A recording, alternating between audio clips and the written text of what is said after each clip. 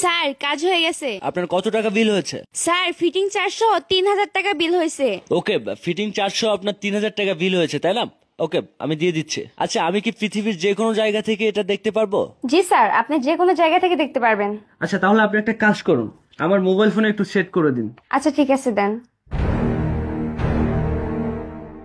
এই নিন sir, set করে দিয়েছি। ঠিক আছে ম্যাডাম, থ্যাংক ইউ, আপনাকে মেনি মেনি থ্যাঙ্কস। আচ্ছা ঠিক আছে স্যার, পরবর্তীতে যদি কোনো সমস্যা হয় আমাকে জানাবেন, ঠিক আছে? অফকোর্স। তাহলে এখন আমি আসি।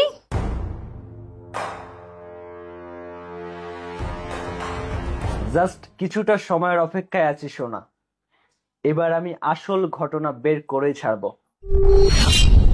কে গো, তুমি না বললে তোমার অফিসে মিটিং আছে, এখনো যাচ্ছ না কেন? লেট হয়ে যাচ্ছে না তোমার? হ্যাঁ ভাই, এই তো এক্ষুনি বের হবো আমি। আচ্ছা, তুমি একটা কাজ করো, ওই যে বাবার দিকে একটু খেয়াল নিও, বাবা এমনিতে অনেক অসুস্থ। তুমি বাবার চিন্তা করিও না, আমি সবকিছু দেখে শুনে রাখবো। ও হ্যাঁ, বাবা গতকালকে আমাকে বলছিল বাবার শ্বাসকষ্টের জন্য বাবা যে ইনহেলার ব্যবহার করে ওটা নাকি ফুরিয়ে গেছে। তুমি একটা কাজ করো, আর নাহিদকে দিয়ে ওটা একটু দোকান থেকে আনিও, আমার লেট হয়ে যাচ্ছে, আমি এক্ষুনি চলে যাব, মনে করে আনিও কিন্তু। আচ্ছা ঠিক আছে, সাবধান যেও। বাবার খেয়াল রাখবো, খেয়ে দিয়ে আমার আর কাজ নেই। বাবা, এই যে আমার অফিসে একটা মিটিং আছে আজকে, জরুরি মিটিং, আমি চলে যাচ্ছি, তোমার যদি কোনো প্রবলেম হয় তোমার বৌমাকে জানিও। আর নাহিদ, দাদার দিকে খেয়াল নিও, আমি চলে যাচ্ছি, আমার হাতে সময় নেই। আসছে, ওর পঙ্গু ভাবে সেবা যত্ন করবো। আর মা আমার একটা ছেলে দিয়ে গিয়েছে আমার কাঁধের উপরে বসে বসে আমার মাথাটা চিবে চিবে খাচ্ছে।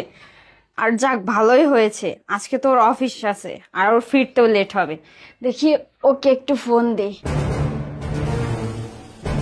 হ্যালো, হ্যাঁ জান, কোথায় তুমি? আচ্ছা ঠিক আছে, তাহলে তুমি আসো, আমি রেডি হয়ে বসে আছি। লাভ ইউ পাখি।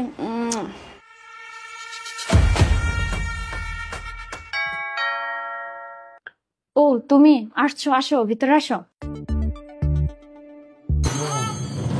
এই শোনো না, তুমি যে আমাকে ফোন করে এভাবে ডেকেছো, তোমার বাসায় আবার কোনো সমস্যা হবে না তো? আরে না, কোনো সমস্যা হবে না, আসো তো তুমি। বসো, এখানে বসো। দেখো না, কি আর করব, তোমাকে আমি কতটা ভালোবাসি, কিন্তু দেখো ফ্যামিলির চাপে আমি ওই ছেলেটাকে বিয়ে করতে বাধ্য হয়েছি। কিন্তু দেখো আমি তোমাকে একটু ভুলে থাকতে পারতেছি না, কিন্তু আজ তোমাকে কাছে পেয়েছি, আজকে আর তোমাকে আমি ছাড়বো না। তারপরেও আমার কেমন জানি ভয় লাগছে। আরে ভয় পেতে হবে না, আমার পঙ্গু শ্বশুর, ও তো আসতে পারবে না। আর এক সৎ ছেলে আমার জীবনটা অতিষ্ঠ বানিয়ে দিয়েছে, আমাকে জ্বালাইতে জ্বালাইতে আমার মাথাটা পুরো একেবারে নষ্ট করে ফেলছে। আচ্ছা এসব বাদ দাও না, চলো না একটু রোম্যান্স করি। আচ্ছা শোনা, তুমি তো অনেক সুন্দর গান গেতে, আমাকে একটা গান শোনাও না। গান শুনবে? ওকে ঠিক আছে, শোনাচ্ছি। জনম জনমের ভালোবাসা তোমার আর আমার, জনম জনমের ভালোবাসা তোমার আর আমার, তোমার রূপ কথাতে আমি হব রাজকুমার। ও মাই গড, ভুলেই গেছি, আমি যে বাসায় সিসি ক্যামেরা লাগিয়ে এসেছিলাম, দেখি একটু চেক করে দেখি তো বাসার কি অবস্থা। আরে কি ব্যাপার, এই ছেলেটা কে? আমার বউ ওর গার উপরে ঝুলে পড়েছে কেন? ও আচ্ছা, এখন বুঝেছি, ঠিক আছে, আমি বিষয়টা দেখছি। এই শান্ত, শান্ত এদিকে আসো তো। জি স্যার, আমাকে ডেকেছেন স্যার? হ্যাঁ, আমি তোমাকে ডেকেছি। শোনো, একটু পরে আমার দুজন ক্লায়েন্ট আসবে, ওদেরকে বসাবে, আমি একটু 1 ঘন্টার জন্য বাইরে যাচ্ছি। ওরা যদি আমার কথা জিজ্ঞাসা করে তাহলে বলবে যে স্যার বাইরে গেছে, 1 ঘন্টার পরে ফিরবে। এদিকে তুমি খেয়াল নিও, ঠিক আছে? আমি একটু বাইরে যাচ্ছি। ঠিক আছে স্যার। আরে এই গরমের ভিতর কারেন্টটাও চলে গিয়েছে, তুমি শার্টটা খুলে ফেলো তো, তোমার তো অনেক গরম লাগছে। মা মা মা মা দাদুর না অনেক শ্বাসকষ্ট হচ্ছে, আর দাদুর ইনহেলার শেষ হয়ে গেছে। মা তুমি আমাকে কিছু টাকা দাও, দাদুর জন্য ইনহেলার কিনে আনি। এই বিয়াদবের বাচ্চা, তার আগে বল তুই কার অনুমতি নিয়ে রুমে ঢুকছিস? জান, এই জন্য না আমি তোমার বাসায় আসতে চাই না, আমি চলে যাচ্ছি। আরে তুমি কোথায় যাবে? দাঁড়াও তো, আমি দেখছি। এই বিয়াদবের বাচ্চা, তোর দাদা মরে যাক না জাহান্নামে যাক, তা আমার কি? তুই কার পারমিশন নিয়ে রুমে ঢুকেছিস? মা তুমি সব কি বলছো? দাদা মরে যাক মানে? আর দাদা অনেক অসুস্থ দেখেই তো তোমার কাছে আসছি। এই তোকে এখান থেকে যেতে বলেছি, তা না হলে কিন্তু আবার মার খাবি। যা এখান থেকে, বেরিয়ে যা। বৌমা, দাদু ভাইয়ের সাথে এমন করছো কেন? কত টাকা দাও না, আমার জন্য ওষুধ আনবে, আমার সাল বেড়ে গেছে। এই বুড়া, 82 বছর বয়স হয়ে গেছে, এখনো মরতে পারিস না? আমাকে জ্বালাচ্ছিস? আর এক সতীনের ছেলে, এই দুইটারে আমার কাঁধের উপর দিয়ে গেছে, সকাল হলে জাহান্নামে চলে যায়, আর এই দুইটা আমার মাথা চিবিয়ে চিবিয়ে খাচ্ছে। খাচ্ছে। বৌমা, তুমি এ কি করছো? কিছু টাকা দাও না, আমার শ্বাস উঠে গেছে। আমার নাতি আসছে করে টাকার জন্য, আমার জন্য ওষুধ আনবে। দাও না, কত টাকা দাও না। ওষুধ না? ওষুধ খাবি না? তোর ওষুধ আমি জন্মের খান খাচ্ছি। যা বের হ শালার বুড়া। সুমাইয়া!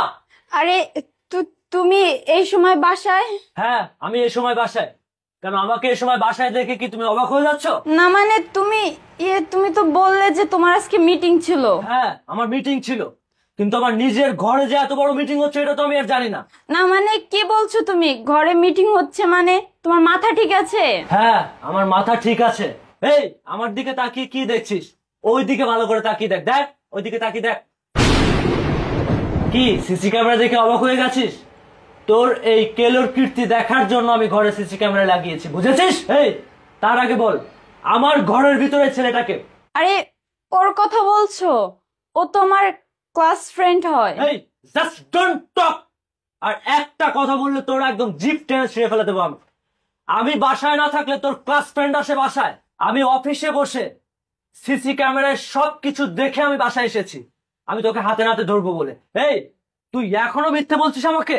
হাতে নাতে ধরা পড়ে গেছিস, তারপরে মিথ্যে বলছিস? এই বেয়াদবের বাচ্চা, তোদের জন্য দিন নেই রাত নেই আমি অফিসে কাজ করছি, আর আমার চোখের আড়ালে তুই একটা ছেলেকে ঘরে নিয়ে এসেছিস আর আমার বাবার সাথে দুর্ব্যবহার করছিস। তুই আমার ছেলের সাথে দুর্ব্যবহার করছিস। আমি তোকে বাড়ি থেকে যাওয়ার আগে বলে গেছিলাম যে আমার বাবা অসুস্থ, আমার বাবা যা চাই তুই তাই দিবি। আর তুই কি করলি এটা আমার বাবার সাথে? এই, কথা বলছিস না কারণ বেয়াদব, এটা কি করলি তুই? বাবা, তুই মাথা ঠান্ডা কর। বৌমা আমাকে যথেষ্ট খেয়াল রাখে। বাবা, তুমি একটা কথা বলবে না? কিসের খেয়াল রাখে তোমার? নিজের চোখে যেটা দেখলাম, সিসি ক্যামেরা যেটা দেখলাম, তারপরেও তুমি কি মিথ্যে বলবে? আর একটা কথা বলবে না, তুমি এখানে বসে থাকবে, আমি দেখছি কি করা যায়। এই, তুই যখন যেটা চাচ্ছিস আমার কাছে, আমি তখন সেটা এনে দিচ্ছি। তোর কোনো অভাব তো আমি রাখিনি। তুই সেদিন আমার কাছে চেয়েছিস, তুই গরমে থাকতে পারছিস না, শৌখিন শরীর, আমি তোর জন্য কিস্তিতে এসে এনে দিয়েছি। তুই যা চাচ্ছিস আমি তাই দিচ্ছি, তারপরও আমার বাবা আমার ছেলে কেন অবহেলিত হবে? বল আমাকে। আমি অফিসের কাজে বাইরে থাকি, আমি কিচ্ছু দেখতে পাই না, কিন্তু তুই আমার বাবার খেয়াল রাখতে পারবি না? ও আচ্ছা, এটা তো আমার সৎ ছেলে। সৎ ছেলেকে ভালোবাসা যাবে না? আজকে যদি তোর ছেলে হতো, তুই কি আমার ছেলের সাথে এই ব্যাপারটা করতে পারতিস? এই কুত্তার মতো আচরণ কি তুই করতে পারতিস? এই কথা বলছিস না কেন? এই আচরণ কি তুই করতে পারতিস একটা ছেলেকে? তুই এদিকে, এদিকে তোর ব্যবস্থা আগে করে। এদিকে, এদিকে। এই তুই সর। এই, তুই জানিস না যে ওর হাজবেন্ড আছে, পুরনো প্রেমিক, তাই নাই? এদিক টাকা, পুরনো প্রেমিক, প্রেম উতলে পড়ছে। এই যা বাচ্চা, এই শোন, তোকে একটা কথা বলি, ভালো করে শোন। তোকে যদি আমার বাড়ির আশেপাশে যদি কখনো দেখি, তোরা একদম নাড়ি ভুড়ি টেনে কুত্তা দিয়ে খাবো। বেরো। এইদিকে, তুই আমার বাবার পা ধরে মাছ চাবি। তুই আমার বাবার পা ধরে মাছ চেয়ে বাড়ি থেকে বেরো যাবি। তোর মতো বউয়ের সাথে আমি সংসার করতে পারবো না। এই, এখন দাঁড়িয়ে আছিস কেন? মাছ আমার বাবার পা ধরে মাছ চা। বাবা আমাকে মাফ করে দিন বাবা, আমি আর এমন ভুল করবো না বাবা, আপনি আমাকে মাফ করে দিন। আমি আপনার সাথে অনেক খারাপ ব্যবহার করেছি বাবা, আমি আর কখনো এমনটা করবো না। এই ওর তুই যে খারাপ ব্যবহার করেছিস তোর কোনো ক্ষমা নেই। তুই কি ভাবছিস আমার বাবার পা ধরে মাছ চাইলে তোর সবকিছু আমি ক্ষমা করে দেবো না? ওই দিক টাকা, তুই আমার চোখের আড়ালে এত ভালোবাসার পরও তুই অন্য একটা ছেলেকে এনে পরকিয়া করছিস। বাবা মাফ করে দিয়েছে, আমি তোর সাথে সংসার করবো না। আমি তোর মতো মেয়ের সাথে আর 1 মিনিটও থাকতে চাই না। বেরো আমার বাড়ি থেকে, বেরো।